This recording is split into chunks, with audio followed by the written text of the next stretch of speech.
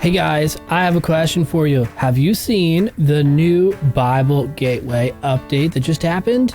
Check it out. This is the new Bible Gateway. I'm not a part of this website. I don't have anything to do with it, but I've been using Bible Gateway for probably 10 years or so, maybe more. I don't know. And they've had the same old boring website before for as long as I can remember. And they just did an update. And this looks super slick. It's super, super awesome, super convenient. Yesterday, we actually talked about this passage and we used logos for it. And today we're going to talk a little bit about this. But you know what we're going to do? Since this is just so good looking, we're going to use Bible Gateway today because why not? So after the intro, we're going to be talking about 2 Timothy chapter 3, and we're going to be talking about the women in chapter 3. So let's roll the intro and we'll get started.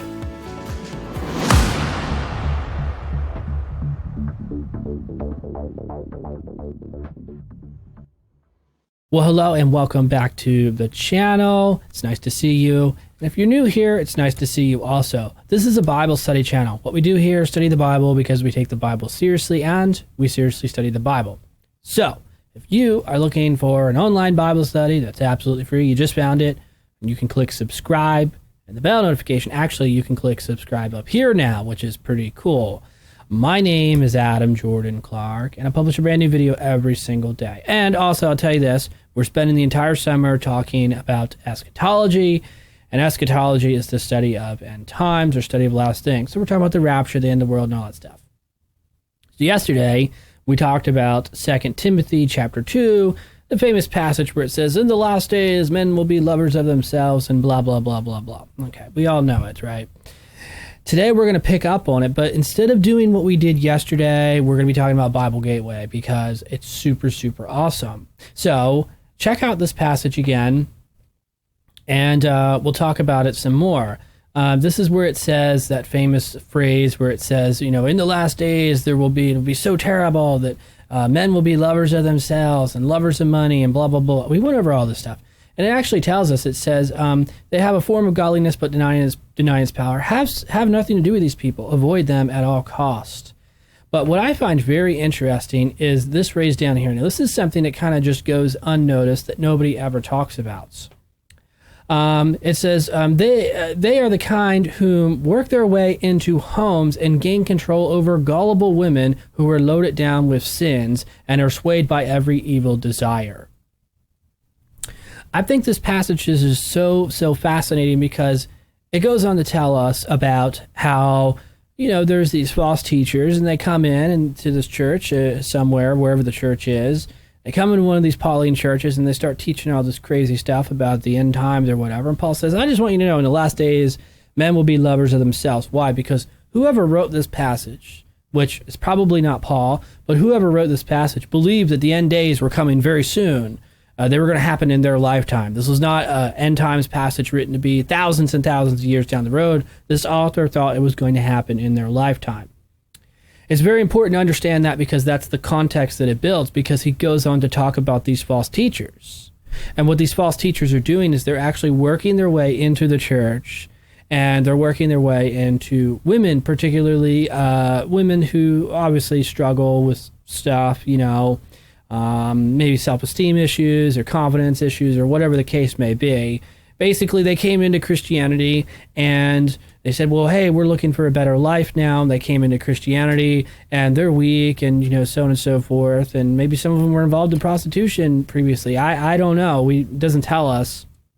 I'm just trying to kind of draw a picture here of these women's previous life before they came into the church. But they came into the church, they got saved, they stopped doing that stuff, but they're still weak in the flesh. So these false teachers are coming in purposely to sleep with these women. So they're targeting them now. And it's actually amazing because when you look at false teachers of today, and we can name them after name them after name them, particularly in the charismatic movement, by the way, we can just point fingers. I mean, a lot of these people are false teachers, false prophets, and so on and so forth. But what's really amazing is that whenever these people get brought out into the light and there's some type of false stuff that goes on, almost always there's some crazy sexual stuff attached to it. We shouldn't be surprised by this at all. Why? Because these are the types of men who come into churches they spread lies and deceit, and they, purposely prey on women and, weaker people. It's not just women either. There's also, men who are involved in these types of sexual activities as well. They become abused or used or whatever the case may be. It can get very bad. It can get very violent. And, the Catholic Church also has a lot of the stuff involved in this as well. A lot of priests were purposely targeting young men. And I'm not trying to say that the Catholic Church is heresy or anything like that. It's not what I'm saying. I'm just trying to give some examples here of how people do come into church, and this is pretty much their goal. Their goal is to, satisfy their sexual desires or whatever. But mostly always, or not all the time, but a lot of times, it's almost always attached to a false teacher. So it's pretty easy to spot a false teacher simply because of their teaching. It's way just crazy nonsensical stuff. Because there's a big difference between giving people information and saying, look, here's the information, I don't really have an opinion. There's that. And then there's dogmatic, here's what you must believe. And when people take that approach, which most people do, when they take that approach of saying, hey, you must believe this, then you kind of find yourself in kind of some credibility territories. One really good example is this teacher. It's kind of complicated theologically. It's a sect inside of the charismatic movement, and they kind of promote this kingdom now theology mixed in with partial preterism, which is very, I don't know, it's a really bizarre philosophy, and they have apostles and prophets, and it's also kind of connected to the New Apostolic Reformation and so on and so forth, and Bethel Church and blah, blah, blah. I mean, it's got so many spider webs, it's just really hard to explain it. It's really hard to understand it because nobody really knows exactly what's going on in that movement other than the fact that there's a lot of crazy stuff happening. But what's really fascinating about that movement in terms of theology is how people have some teachers in this movement has kind of risen up, and they've said, hey, the church has been wrong about this kind of theology for the past 2,000 years, and now we have a new revelation from God, and he's telling us this. That's kind of like the mentality that a lot of these people have. And I don't really want to name names in this video, so I'm not going to do that. But if you've watched the charismatic movement at all, or you've been involved in it or whatever, then you know about these people already, and you've probably already had your suspicions about it. And if you haven't had your suspicions, you're going to eventually at some point. Because, they make up stuff that's kind of bizarre and kind of weird, and it's very concerning.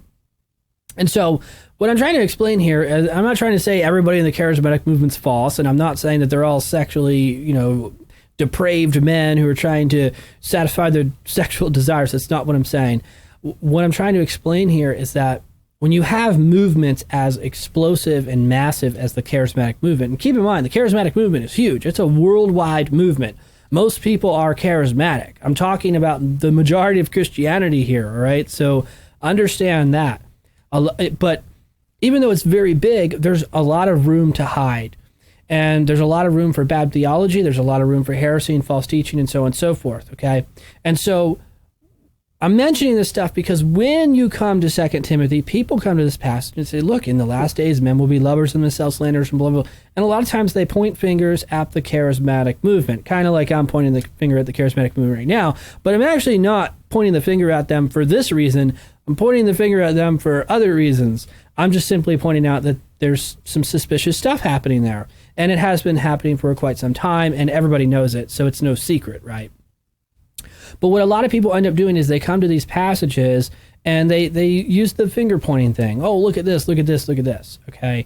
And it gets very, very weird sometimes in some of these people's presentations, particularly on YouTube. And I'm sure you've already watched those videos. I'm sure you've already found them. I'm sure you're well familiar with those guys who do those kinds of videos. And I'm not saying they're right, and I'm not saying they're wrong. I'm just simply pointing out that that's the approach they take. They read passages like these, and then they try to go find everything that's wrong with the body of Christ. And that's fine. I mean, if they want to do that, by all means, do what they want to do. But this passage is really interesting because of that phrase where it says, that these false teachers, they come in and they purposely are trying to sleep with women, particularly women who are struggling with sin and they have some stuff going on in their life. And so this tells us a little bit about the church that existed in probably the 2nd century, or the church of this author. This the context here, just to kind of come back to eschatology really quickly, the context here is that this author believed that the end times were upon his life, as in they're going to happen in his lifetime.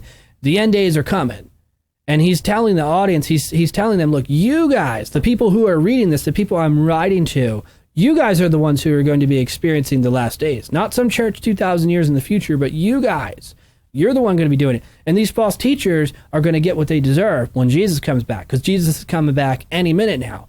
That's the tone of the New Testament. That's the tone of all apocalyptic literature in the 1st and 2nd century, even to the 3rd century and the 4th century. All the early church fathers believed that Jesus was coming back in their lifetime because that's what the early church believed. It was pretty much a universal belief. So it's pretty interesting. We're going to talk more about this as the days go on, but I kind of wanted to make today's video a little bit lighter than what we have in the past couple of weeks, and just kind of, relax a little bit and say, hey, there is another world out there, and eschatology does bleed into the charismatic movement, and perhaps maybe toward the end of this series, we will talk more about that, because there are some really interesting things to be said about that topic. So let me know in the comments what you think about that, whether or not we should be talking about these kinds of other end times teachers and so on and so forth. Maybe I should do a review on these people, top 10 worst end times preachers, or top 10 best end times preachers in the charismatic movement. I think that'd be cool, right? Listen, if you like this video, let me know in the comments below. If you did not like the video, please tell me why. Criticism is good. All comments are welcome. And every time you tell me that there's something wrong or some type of improvement, I can make changes day by day. For example, the actual video quality, the software that I use. I've been thinking a lot about updating it. Actually, I've been kind of working with other software to update it. So you might see some better videos coming out in the next couple of days. I have some more playlists up here if you want to go and check them out. Don't forget to click the big red A, because when you do, you subscribe to the channel and you get a brand new video just like this every single day, because I publish a brand new video every single day. My name is Adam Jordan Clark. Thanks for watching, and as always, I will see you in the next video.